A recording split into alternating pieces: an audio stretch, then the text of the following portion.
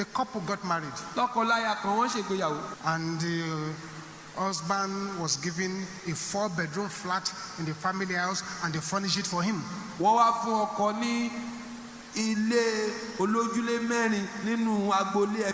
They furnished it. When the bride got there, she didn't want to leave. This is good. Every room, air conditioner. Every room, television set. They did the wedding.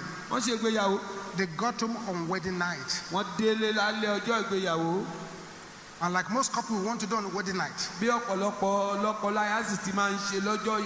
to get intimate. All of a sudden, as the brother moved close to the sister, an unseen power gave him a dirty slap.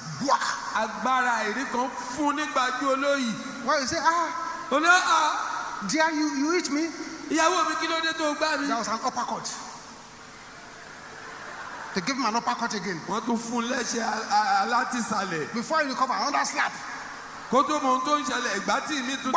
Back. She fell down on the bed. And then occurred to him that it was not the wife. So that night, he couldn't do anything. They did the sign of the cross and slept. Second night, they were chatting in the sitting room, no problem. They sat together on bed, no problem. But immediately they got very close like this. Somebody gave him a heavy knock on the head. He fell down. And that was the battle they were fighting. They were ashamed to go and tell people. 2 weeks of wedding. You could not touch your wife because somebody is beating you. Who is beating you?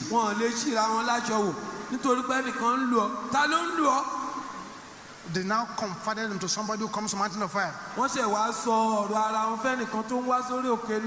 Who brought them here?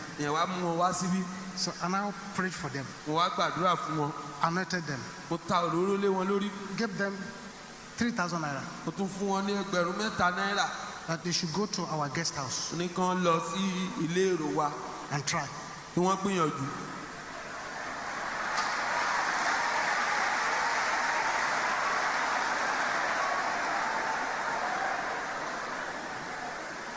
They never came back. The lesson was clear.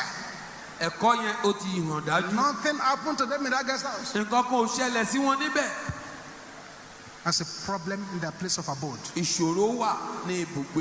I pray one more time. And if there is anyone here, your virtue has been sucked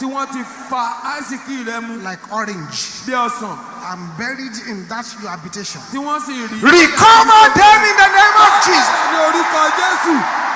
A time for them.